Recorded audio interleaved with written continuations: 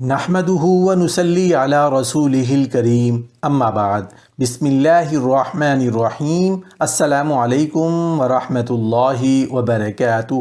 آیت الکرسی میں چھپے اہم راز، آیت الکرسی کے فوائد، آیت الکرسی کا وظیفہ۔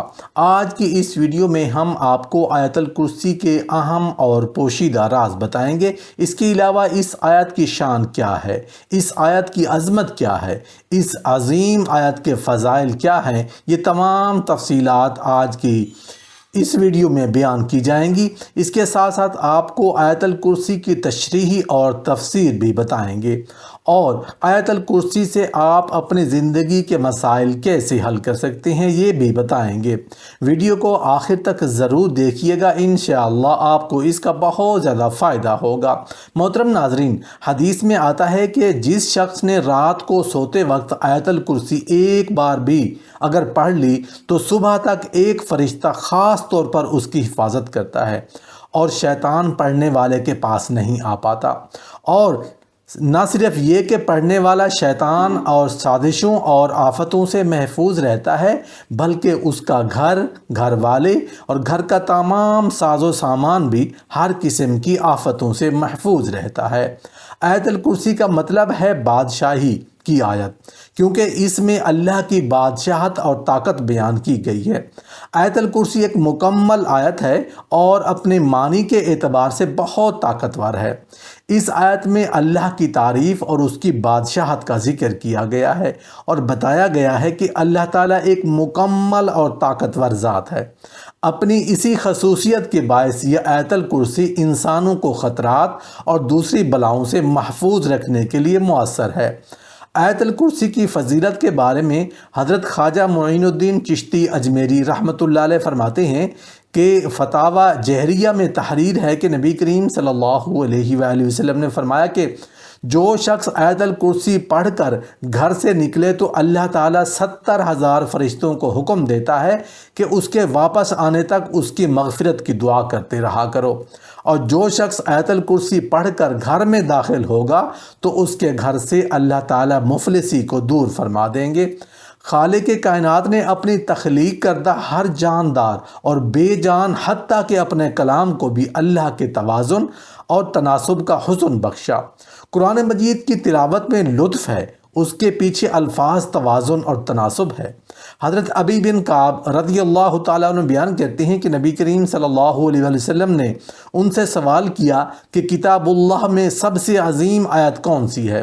تو کہنے لگے کہ اس اللہ اور اس کے رسول صلی اللہ علیہ وسلم کو ہی زیادہ علم ہے۔ یہ سوال کئی بار دہرایا اور پھر فرمانے لگے کہ یہ آیت الکرسی ہے۔ پھر فرمانے لگے اے ابو المنظر، علم مبارک ہو، اس ذات کی قسم جس کے ہاتھ میں میری جان ہے، اس آیت کی زبان اور ہونٹ ہوں گے اور عرش کے پائے کے سامنے اللہ تعالیٰ کی پاکی بیان کر رہی ہوگی۔ حضرت ابی بن کعب رضی اللہ تعالیٰ عنہ بیان کرتے ہیں کہ نبی کریم صلی اللہ علیہ وسلم نے ان سے سوال کیا کہ کتاب الانعام میں سب سے عظیم آیت کون سی ہے؟ تو میں نے جواب دیا کہ اللہ اور اس کے رسول صلی اللہ علیہ وسلم کو زیادہ علم ہے۔ یہ سوال کئی بار دہرایا اور پھر فرمانے لگے کہ آیت الکرسی۔ اسی طرح حضرت ابو ہریرہ رضی اللہ تعالیٰ عنہ بیان کرتے ہیں کہ نبی کریم صلی اللہ علیہ وسلم نے فرمایا سورۃ البقرہ میں ایسی آیت ہے جو تمام قرآن کی سردار ہے، وہ جس گھر میں بھی پڑھی جائے شیطان اس سے نکل بھاگتا ہے، وہ آیت الکرسی ہے۔ ایک اور حدیث میں نبی کریم صلی اللہ علیہ وآلہ وسلم نے فرمایا جس نے ہر نماز کے بعد آیت الکرسی پڑھی اسے جنت میں داخل ہونے سے صرف موت ہی روک سکتی ہے۔ صحیح بخاری کی روایت سے یہ بات بھی ثابت ہوتی ہے کہ جو انسان سونے سے پہلے آیت الکرسی کی تلاوت کرے گا تو صبح تک اس کی حفاظت کا ذمہ اللہ کے حکم سے فرشتے کریں گے۔ اسی طرح حضرت علی رضی اللہ تعالیٰ عنہ کا ارشاد ہے کہ آپ صلی اللہ علیہ وآلہ وسلم نے ارشاد فرمایا کہ جس گھر میں آیت الکرسی پڑھی جاتی ہے تو شیطان وہاں سے بھاگ جاتا ہے اور 3 دن تک اس گھر میں داخل نہیں ہوتا، اور 40 دن تک اس مکان پر سحر یعنی جادو کا اثر نہیں ہو سکتا۔ محترم ناظرین، آیت الکرسی کی فضیلت میں بہت ساری روایات اور واقعات بھی منقول ہیں جن میں آیت الکرسی میں پوشیدہ راز بھی بیان ہوئے ہیں۔ یہاں آپ کو آیت الکرسی کے حوالے سے چند روایات بتاتے ہیں۔ ابن کثیر رحمۃ اللہ علیہ سورۃ البقرہ کی آیت یعنی آیت الکرسی کی تفسیر کرتے ہوئے کہتے ہیں یہ آیت الکرسی ہے جس کی فضیلت میں رسول اللہ صلی اللہ علیہ وآلہ وسلم سے حدیث بھی منقول ہے کہ کتاب اللہ میں یہ آیت سب سے افضل آیت ہے۔ حضرت عبداللہ بن کعب رضی اللہ تعالیٰ عنہ بیان کرتے ہیں کہ ان کے والد کے پاس کھجوریں رکھنے کی جگہ تھی۔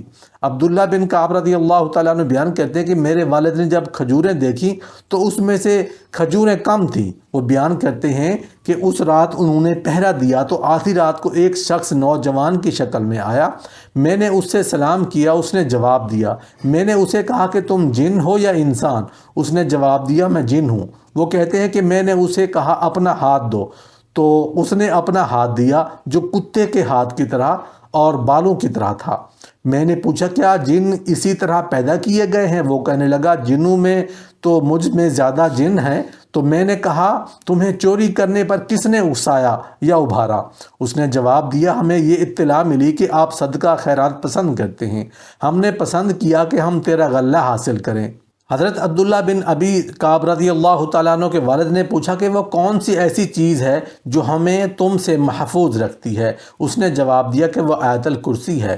پھر وہ رسول اللہ صلی اللہ علیہ وآلہ وسلم کی خدمت میں حاضر ہوئے اور سارا ماجرا بیان کیا تو رسول اللہ صلی اللہ علیہ وآلہ وسلم نے فرمایا اس خبیث نے سچ کہا ہے۔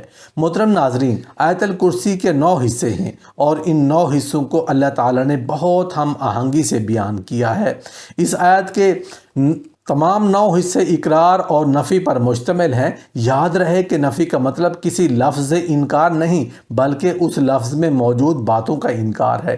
اقرار کا مطلب کسی چیز یا بات کو ماننا اور تسلیم کرنا، جبکہ نفی کا مطلب اس بات کے یقین سے انکار کرنا، جیسا کہ پہلی آیت میں نفی کی بات اسی طرح کی گئی ہے کہ اللہ جس کے سوا کوئی معبود نہیں، یعنی کہ اللہ اپنے سوا کسی اور خدا کے ہونے کی نفی کر رہا ہے۔ پھر فرمایا گیا کہ وہ ہمیشہ زندہ رہنے والا ہے۔ یہاں پھر اقرار کیا گیا اس ذات کی ہمیشہ سے تھی اور ہمیشہ رہے گی، باقی سب کچھ فنا ہو جائے گا۔ ناظرین، اقرار اور نفی کا یہ منفرد تسلسل اس پوری آیت میں دیکھنے کو ملتا ہے۔ جیسا کہ اس کے دوسرے حصے میں نفی کا ذکر ہے کہ نہ اس کو اونگ آتی ہے نہ نیند، اور پھر اقرار کا ذکر ہے جو کچھ آسمان میں ہے اور جو کچھ زمین میں ہے سب اسی کا ہے۔ پھر ذکر ہے کہ کون ایسا شخص ہے جو اس کے حضور اس کی اجازت کے بغیر سفارش کر سکے، یہ نفی ہے۔ اگلی آیت میں ارشاد ہے کہ جو کچھ لوگوں کے روبرو ہو رہا ہے اور جو کچھ ان کے پیچھے ہو چکا ہے اسے سب معلوم ہے، یہ اقرار ہے، اور اس کی معلومات میں سے کسی چیز پر دسترس حاصل نہیں کر سکتے۔ ہاں، جس قدر وہ چاہتا ہے اس میں نفی کی گئی ہے کہ اللہ کے سوا کسی کو اختیار حاصل نہیں، اس کی بادشاہی ہے اور علم آسمان و زمین میں سب پر حاوی ہے۔ یہاں اقرار کیا گیا ہے اللہ تعالیٰ کی بادشاہت کا اور اس کی حفاظت کچھ بھی دشوار نہیں۔ یہاں نفی ہے، وہ بڑا عالی مرتبہ اور جلیل القدر ہے۔